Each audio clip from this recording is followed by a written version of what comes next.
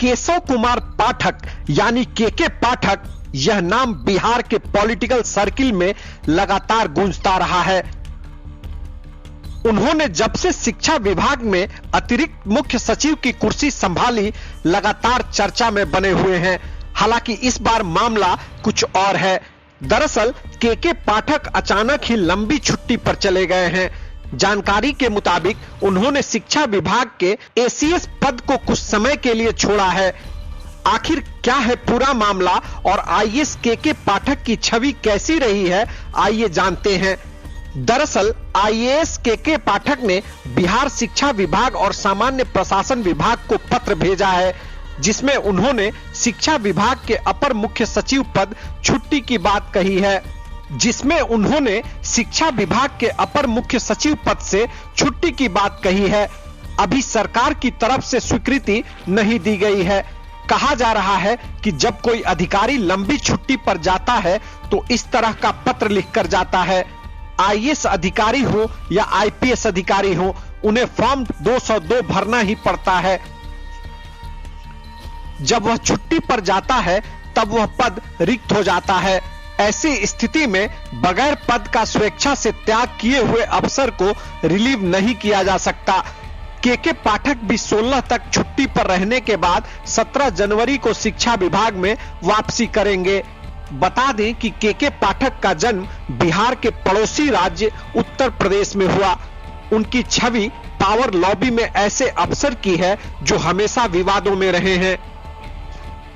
मंत्रियों और राजनेताओं से उनकी तकरार का पैटर्न पुराना है। कहा जाता है कि सालों पहले वह लालू यादव की मुश्किलें बढ़ा चुके हैं। 2016 में तो उन्होंने पूर्व डिप्टी सीएम सुशील मोदी को मानहानि का लीगल नोटिस ही भिजवा दिया था। 1990 बैच के आईएएस केके पहली बार 1996 में तब चर्चा में आए थे जब उन्होंने एमपी लैड के पैसों से बने एक अस्पताल का उद्घाटन एक सफाई कर्मचारी से करवा दिया था। बतौर डीएम केके पाठक के गोपालगंज का कार्यकाल काफी चर्चित रहा। इस जिले में उन्होंने सख्त फैसले लिए। 2010 में वह सेंट्रल डेपुटेशन पर दिल्ली चले गए थे, जिसके बाद वापसी 2015 में हुई। महागठबंधन की सरकार बनने के बाद नीतीश ने केके पाठक को वापस बुला लिया।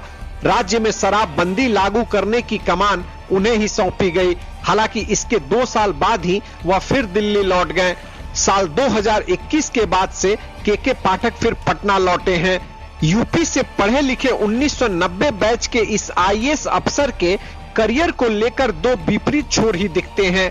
एक और उनकी इमेज कड़क और फटाफट फैसले लेने वाले अफसर की है, तो दूसरी तरफ उनका दामन विवादों से भी भरा रहा है।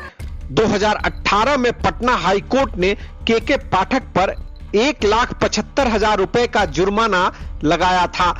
एसबीआई के 7 बैंक मैनेजरों ने उन पर मनमानी का आरोप लगाया था। स्टैंप ड्यूटी देर से जमा करने से जुड़े इस मामले में कोर्ट ने आरोप सही पाए थे। पटना हाईकोर्ट में हाजिरी न लगाने को लेकर वारंट से लेकर विभागीय बैठक में अब शब्दों के कथित इस्तेमाल तक केके पाठक के खिलाफ आरोपों की लंबी फहरिस्त है। हालांकि उनके पक्ष में कहा जाता है कि वह बिहार की स्कूली शिक्षा को पटरी पर लाने का काम कर रहे हैं।